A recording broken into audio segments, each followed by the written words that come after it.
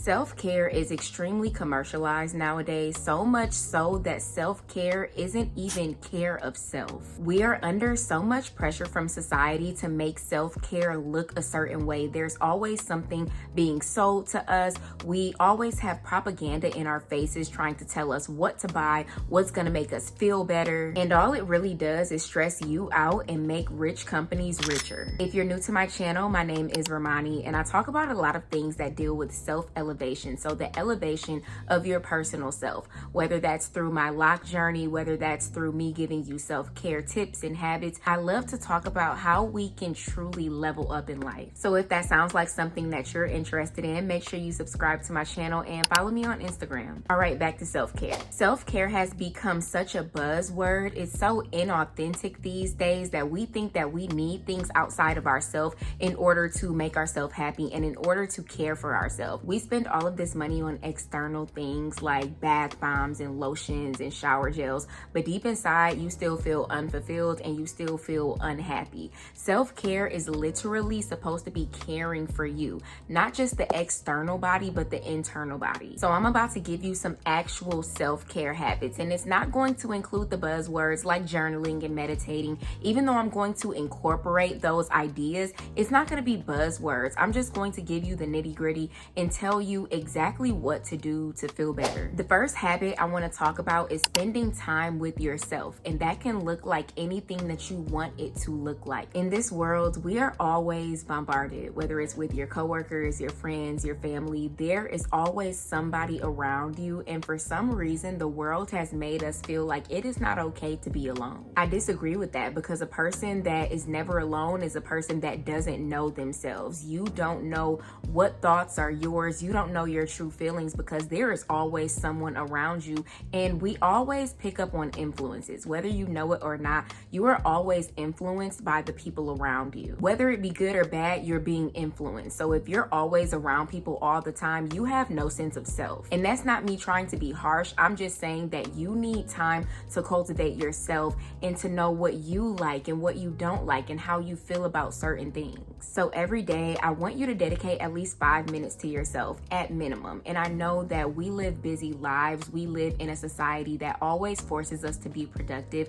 but I want you to take at least 5 minutes to yourself. I know that it's so hard for us to get off of the productivity train, but just remember that you cannot get things done if you don't do for yourself. You can't fill up other people's cups if you don't fill your own. You can't be your best at work if you are not your best self inside. So I understand that you have so many things to do all the time, but I need you to take at least 5 minutes to listen to your thoughts and to figure out who you are as a person. And that can just be sitting down by yourself. You could read a book. You could just take some time to think when you're in the shower. But you really need some me time with no distractions to truly focus on self-reflection and connecting with your inner self. The next habit that I want to talk about is immersing yourself in nature. If you follow me on Instagram, which I don't know why you wouldn't be following me on Instagram, but you would know that I take a daily walk. Every day I'm walking somewhere between 1 mile and 5 miles. 5 miles is if I didn't go to the gym that day. 1 mile is if I went to the gym, or 2 miles is if I went to the gym. I really enjoy spending time outside because it gives me a break. We are always on our phones, always on our laptops. There's always something to do, and being in nature, even if I'm on my phone, it just gives me a break from the mundane everyday life.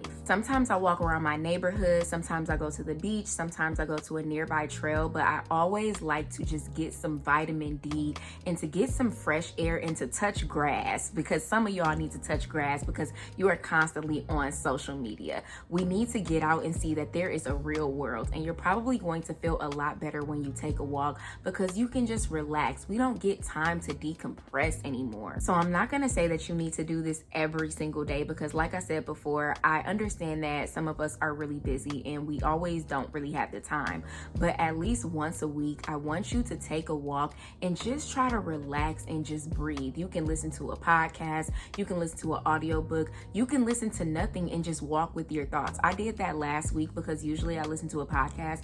I just walked and listened to my thoughts, and it was amazing. And I was just like, dang, I'm always listening to something on my walks. It was so good to just hear my own thoughts and to not really not have anything influencing me at the time. No podcast, no ideas, no nothing, just silence. silence. It really doesn't even have to be a walk. You don't need a walk to immerse yourself in nature. I guess I was just thinking walk because that's what I do. But if you just want to go sit outside instead of sitting in the house, then do that. You can go sit on a bench. You can go sit in your backyard, in your front yard. Just be outside a little bit more. The next habit is processing your thoughts. And this can be done in a lot of different ways. My favorite way is journaling. I have to write every single thing that happens in my life or I'm gonna go crazy inside. A lot of people ask me if I do journal prompts. I'm not really a prompts type of person. I literally wake up and write down anything that I am thinking about. Maybe it's something that happened 5 years ago. Maybe it's something that I was thinking about 5 minutes ago. I write down anything. It can be my day, whatever. But there are so many other ways that you can process your thoughts. You can talk to somebody that you trust, maybe a therapist, maybe a friend, a family member. You can do little brain dumps in your phone. I know when I'm out and about and I don't have my journal and I feel like I'm gonna go crazy because I need to get something out, I open my notes and I write brain dump and I write whatever day it is and I just let it go and I don't really read it again. Sometimes I go back to my brain dumps like years later just to see what I was thinking,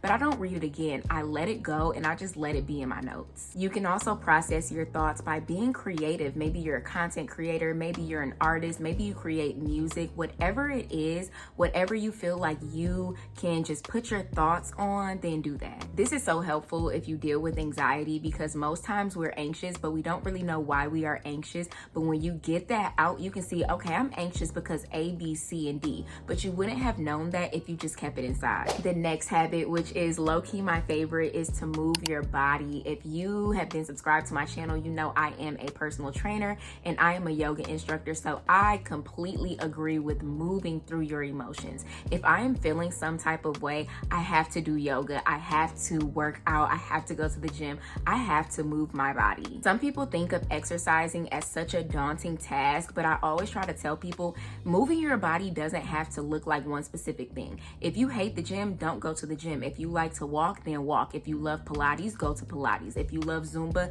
do Zumba. But do what makes you feel good. It doesn't matter what the outside world is saying. And that's what I'm really trying to convey in this video. There are things that are going to work for you and there are things that are not going to work for you. But I don't want you not to move your body because you feel like you hate a certain activity or a certain exercise. Do something else. But I really want you to move your body because physical movement is just so good for emotional well-being. You'll become healthier, your body will feel better, and your body is gonna thank you. And this video is not sponsored, but I do have a few things to share with y'all. So like I said, I'm a personal trainer. I offer online fitness programs. I did just drop my Hot Girl Summer 30-day weight loss plan and the results have been amazing. This plan can be done at home or in the gym and it comes with a full meal guide. It has videos of me doing the workouts so you'll know exactly what to do when you are starting your exercises. If that's something that you're interested in, I'm gonna leave the link down below and you can always use the code YouTube for a discount. And then aside from doing my own workouts, sometimes I love to go to group fitness classes. I've recently been going to Barry's and Chef's Kiss. I love it. I use ClassPass for that. So I'm going to send the link down. I'm going to drop the link down below so that you can get a free trial if you've never used ClassPass. The next habit is embracing stillness and just taking some time to breathe. And I know that this might sound similar to the habit when I was like, take time by yourself. But when you're taking that time by yourself, that can be you doing anything. But now I really just want you to sit down and breathe and relax. And I know some people may think of this as meditation or praying. You can call it whatever you want, but sit down and relax and quiet your mind. But when I say quiet your mind, it doesn't mean that you can't have thoughts. So many people think, oh, I can't meditate because I can't quiet my mind. That's what it's about. It's about really reflecting on what you are thinking about. What thoughts are coming into your mind? How do you feel when you are sitting alone and just breathing? You don't have to do this for a long time because I know that it can get intimidating when you first try to sit down and just relax. Maybe you just do 1 minute. Maybe that 1 minute turns into 2 minutes and then 5 and then 30. But I want you to really take time from distractions. Sit down, put the phone across the room, put the laptop, the iPad across the room. Sit down. You don't have to sit like a Buddhist monk. You can just sit down in a chair, close your eyes and breathe. Maybe you have some music on in the background, but I just want you to breathe. Sometimes we just need a breath. A lot of people do not breathe. And I realize this when I teach my yoga classes. My students' favorite part is when I'm having them take deep inhales and deep exhales. And right now, I just want you to take a deep inhale and an exhale. Let's do it together. One more time. Don't you feel much better? The last habit is nourishing your body. And I didn't say diet. I didn't say eat healthy. I just want you to nourish your body. And that means what it means to you. When I say nourish your body, I'm saying give your body what it needs. And you already know what your body needs, but I'm not talking about on a flesh or earthly level. I'm talking about what does your soul need? Like, what do you personally need? Because I know you could be like, ooh, girl, I love Chick-fil-A. I love McDonald's. That's going to make me feel good. That's not particularly what I'm talking about, because when we feel like this certain thing is going to make us feel good, it really is just filling a void because we already don't feel good. I hope I'm explaining this correctly. So what is truly going to make you feel good? And I'll give you some examples. For me, I know that sometimes sweets can make me feel good, but then after I be like, dang, I shouldn't have ate that. So it doesn't really make me feel good. I'm just trying to fill a void. What does make me feel good is eating healthy, because after that, I'm proud of myself. What does make me feel good is drinking water instead of soda, because after that I feel good. I don't feel heavy and I don't feel bloated. I want you to build a positive relationship with the food that you're consuming and with the drinks that you're consuming. But nourishing your body doesn't always have to be on a food level. It can be the content that you're consuming, the people that you're hanging around. I really want you to check your environment. Your environment is going to impact you much more than you know. So just be conscious, just be more aware of the choices that you are making when it does come to food, habits, people, circumstances, content, all of that. And if you're looking to build more of a healthy relationship with food, I really do recommend that you get my 30-day weight loss plan, because it does come with over 100 meal options that you can choose from. I hope that you were able to grasp how I feel about self-care on a soul level, instead of buying things to make you feel good. I'm not against buying things. It feels so good to buy self-care items. It feels so good to buy the lotions and the gels, and like sometimes we really need that, but most times we really just need to dive in a little deeper and really work on our soul. Who are you? What makes you feel good? What do you like? What kind of person are you? What kind of character do you have? That is what we need to work on when it comes to self-care.